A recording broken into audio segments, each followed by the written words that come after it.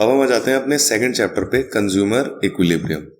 अब consumer equilibrium समझने से पहले एक चीज समझ लेते हैं कि यूटिलिटी, क्योंकि इसमें हम यही डिस्कस करने वाले हैं। अब यूटिलिटी क्या होता है? पावर ऑफ सेटिस्फाइंग वांट्स, मेरी जरूरत पूरा करने की क्षमता।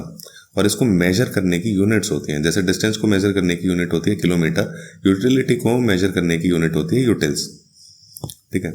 अब यूटिलिटी को हम मेजर किस तरीके से करते हैं? इसके दो मेथड हैं, एक को बोलते हैं हम कार्डिनल और एक को बोलते हैं ऑर्डिनल। अब कार्डिनल क्या है? कार्डिनल वो यूटिलिटी है जिसको हम न्यूमेरिक वैल्यू में मेजर कर सकते हैं, कि जैसे बर्गर की मेरी यूटिलिटी है 100 यूटिल्स। ऐसे ही ऑर्डिनल यूटिलिटी ये क्या है? अब इसे हम मेजर नहीं कर सकते। जैसे मुझे बर्गर पसंद है लेकिन उससे ज़्यादा पिज़्ज़ा पसंद है, तो वो मेरी ज़्यादा जो सेटिस्फेक्शन है उसको फुलफिल कर रहा है, तो उसकी रैंकिंग 1 हो गई, बर्गर की 2 हो गई। तो ये है ऑर्डिनल यूटिलिटी वाला मेथड। इसके बाद टोटल यूटिलिटी।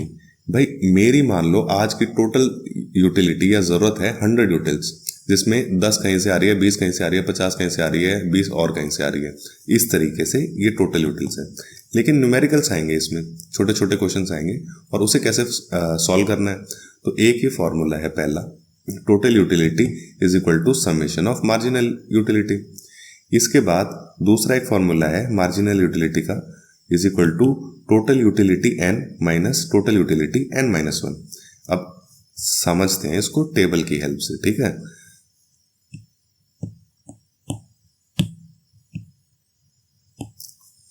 तो अब क्या है, मान लो हमने 1 यूनिट कंज्यूम करी और मेरी 10 यूटिलिटी पूरी हो गई। ठीक है। तो मार्जिनल यूटिलिटी क्या हुई इस फॉर्मूले के according? TUN, total utility n, अभी क्या है 10, माइनस TUN-1। जब मैंने कोई यूनिट कंज्यूम ही नहीं करी तो मेरी टोटल यूटिलिटी तो 0 थी ना, तो ये हो गया 0, ये हो गया 10, 10 minus 0 is equal to 10, marginal utility आ गई मेरी। ठीक है। तो ये मैंने यहाँ पे लिख दिया 10 मार्जिनल यूटिलिटी। अब इसके बाद 1 यूनिट और कंज्यूम करी, अब मेरी जो सेटिस्फेक्शन है वो सिर्फ 8 यूटिल से पूरी हुई और टोटल यूटिलिटी हो गई 18। या फिर हम इसे ऐसे देख सकते हैं, TUN इज 18, TUN-1 इज 10, तो मार्जिनल यूटिलिटी कितनी हुई 8। ऐसे ही अब एक और यूनिट कंज्यूम करी तो मेरी मार्जिनल यूटिलिटी हुई 4, फिर एक और कंज्यूम करी, मतलब अब मेरी भूख खत्म हो गई है, तो मेरे को यूटिलिटी हुई नहीं, कुछ मेरे को कुछ सेटिस्फेक्शन मिली नहीं, तो मार्जिनल यूटिलिटी इज 0। तो एक पॉइंट पे आके ना, मान लो खाने से एग्जांपल लेते हैं, मैं पहली रोटी खाऊंगा, मेरे लिए उसकी वैल्यू है, तो वो एक यूटिलिटी फुलफिल कर रही है, उसकी यूटिलिटी है। लेकिन एक टाइम आएगा पेट भर जाएगा, अब मुझे जबरदस्ती खिला रहे हो, मैं खाना नहीं चाहता हूं, तो मेरे लिए उसकी यूटिलिटी बिल्कुल 0 है। तो यही यहाँ पे डिस्कस किया गया। एक टाइम ऐसा आता है जब नेगेटिव हो जाती है मार्जिनल यूटिलिटी। अब मार्जिनल यूटिलिटी जैसे हमने ऊपर देखा टेबल में, क्वेश्चन में क्या है, change in total utility divided by change in output consumed. यानी 1 यूनिट जैसे जैसे हम कंज्यूम ज्यादा कर रहे थे वो नीचे आ रही थी, और टोटल यूटिलिटी में जो चेंज था 10 से 18 हुआ, तो 8 का चेंज हुआ वो ऊपर आ रहा था। ये वही फॉर्मूला है, वैसे ही करना है। एक और क्वेश्चन देख लेते हैं, बिल्कुल अच्छी तरीके से क्लियर हो जाएगा। यहाँ पे है Q, क्वांटिटी कंज्यूम्ड, और ये टोटल यूटिलिटी। अब MU निकालना है हमें, ये ठीक है। तो एक क्वांटिटी कंज्यूम करी, TU कितना है 10, तो हमारा MU भी 10 हो जाएगा। अब एक और यूनिट कंज्यूम करी, अब TU 18 हो गया, तो 18 माइनस 10 8, ये यहाँ पे आ गया। ऐसे ही 6 माइनस 3, जैसे मैंने कहा था कि एक टाइम पे जाके यूटिलिटी नेगेटिव हो जाती है, मार्जिनल यूटिलिटी। ठीक है। तो ऐसे ही आप निकाल लोगे, ये फॉर्मूले आपको दे दिए गए हैं। ठीक है। ये एक टेबल है, खुद सॉल्व करो और देखो अगर आती है या नहीं आती आपको। अब कई बार ना क्वेश्चन टेबल की फॉर्म में नहीं आता, ऐसे लिख दिया जाता है। ठीक है। इस क्वेश्चन में थोड़ी सी गलती है, ये फ्रॉम 500 to 100 नहीं है, फ्रॉम 100 to 500 है। अब इसमें क्या कहा गया है कि एक आदमी कंज्यूम करता है 20 से लेके 25 यूनिट, यानी उसने 5 यूनिट कंज्यूम करी। तो फॉर्मूला आपको ऊपर दिख रहा है। ठीक है। चेंज इन आउटपुट कंज्यूम नीचे आएगा, यहां लिख दिया आपने 5 यूनिट्स मैंने कंज्यूम करी। यूटिलिटी कितनी चेंज हुई टोटल? 100 से 500 यानी 400। तो आंसर आ गया आपका MU 80।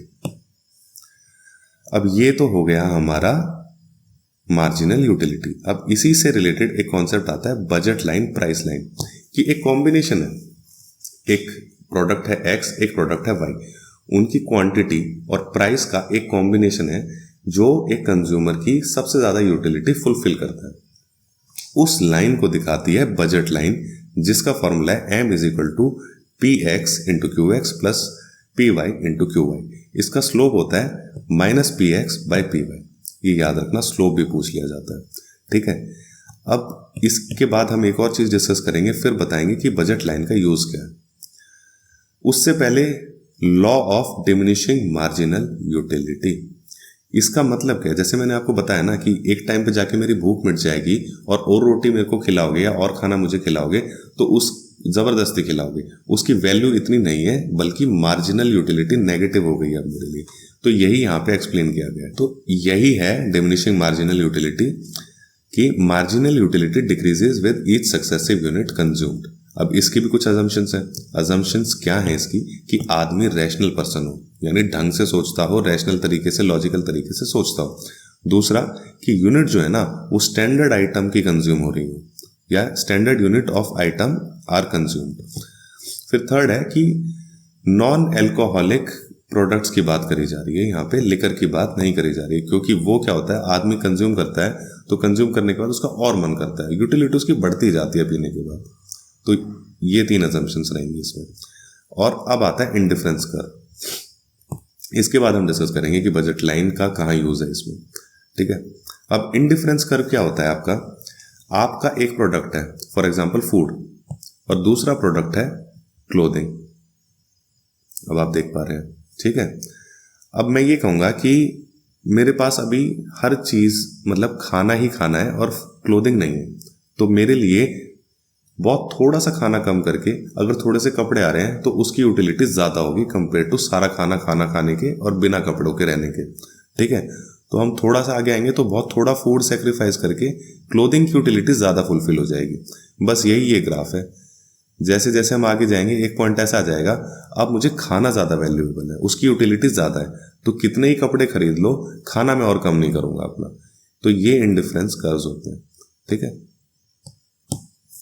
अब फीचर क्या है इसका कि ये भी आपका डाउनवर्ड स्लोपिंग है, आप देख पा रहे हैं, ठीक है। उसके अलावा मिटा देते हैं इसको पहले एक बार।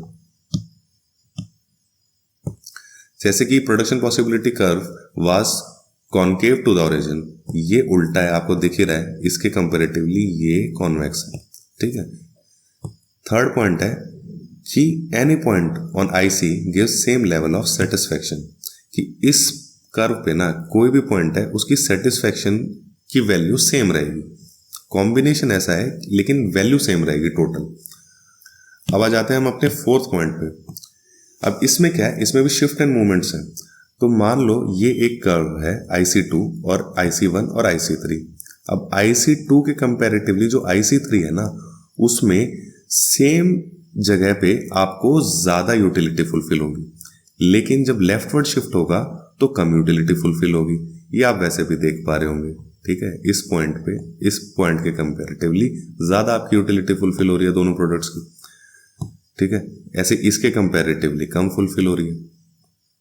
अब लास्ट पॉइंट कि कोई भी दो आईसी ना कभी इंटरसेक्ट नहीं करने वाले, सिंपल सी बात है। अब आ जाता है, जैसे वहां था मार्जिनल रेट ऑफ ट्रांसफॉर्मेशन, यहाँ है मार्जिनल रेट ऑफ सब्स्टिट्यूशन, कि एक प्रोडक्ट को सब्स्टिट्यूट कर रहे हैं हम दूसरी चीज से, एक चीज को सेक्रीफाइस कर रहे हैं, दूसरी चीज को बढ़ा रहे हैं, ये होता है मार्जिनल रेट ऑफ सब्स्टिट्यूशन। तो हमने मान लो कितना जो गुड्स है वाई का चेंज हुआ, कितने गुड्स एक्स के चेंज करने पे, ठीक, ये है आपका मार्जिनल रेट ऑफ सब्स्टिट्यूशन। अब इसमें क्या होता है, इक्विलिब्रियम एनालिसिस होता है। जैसे कि मैंने कहा कि बजट लाइन का यूज होगा, बजट लाइन का यूज अब मैं आपको बताता हूँ कहाँ होगा, कैसे होगा। इसको एक नए पेज पे समझाता हूँ मैं आपको। तो मैंने आपको बताया था कि बजट लाइन आपकी ये है, ठीक है, और आईसी आपके जा रहे हैं ऐसे। अब बजट लाइन आपका शो कर रहा है कि क्या वो कॉम्बिनेशन है जिस पे पी एक्स यहां पे चल रहा है, प्रोडक्ट एक्स, और यहां पे चल रहा है क्वांटिटी एक्स, यहां पे चल रहा है आपकी क्वांटिटी वाई। एक्स प्रोडक्ट की वैल्यू है, कॉस्ट है पी एक्स, और वाई प्रोडक्ट की कॉस्ट है पी वाई। अब ये वो कॉम्बिनेशन है जो यूजर खरीद सकता है। इस लाइन पे जितने भी कॉम्बिनेशन है वो यूज़र के बजट में। और ये आईसी कर्व है जो आपकी यूटिलिटी फुलफिल कर कितनी हो रही है वो दिखा रहा है। तो ये जो पॉइंट है ना जहाँ पे ये टेंजेंशियल होगी बजट लाइन और ये जो आईसी होगा ये इक्विलिब्रियम होगा, क्योंकि ये ऑप्टिमाइज करेगा उस प्राइस पे यूटिलिटी मैक्सिमम सेटिस्फाई होने की कंज्यूमर की। इस पॉइंट के अलावा कहीं पे भी जाएगा ना जब, तो वो इक्विलिब्रियम नहीं होगा। और किसी भी डिसइक्विलिब्रियम की आदत होती है कि वो इक्विलिब्रियम में आता है। अब इसको हम ऐसे समझ सकते हैं, जैसे ये स्लाइड थी आपकी, इसमें हमने लिखा हुआ था कि टाइप्स ऑफ कंज्यूमर इक्विलिब्रियम, एक कार्डिनल होता है एक ऑर्डिनल होता है, उसी तरीके से जैसे हमने पहले डिस्कस किया। अब ये सिंगल कमोडिटी और डबल कमोडिटी के केसेस है। इसमें MUX is equal to PX जब है सिंगल कमोडिटी के केस में तो इक्विलिब्रियम है। लेकिन मान लो मार्जिनल यूटिलिटी ज़्यादा है, प्राइस कम है, तो क्या होगा? यूटिलिटी ज़्यादा है, प्राइस कम है, लोग दौड़ेंगे उसको खरीदने के लिए। अब दौड़ेंगे तो प्राइस बढ़ने लग जाएगा, क्योंकि डिमांड बढ़ गई तो प्राइस बढ़ जाएगा, तो वो दोबारा इक्विलिब्रियम में आ जाएगा।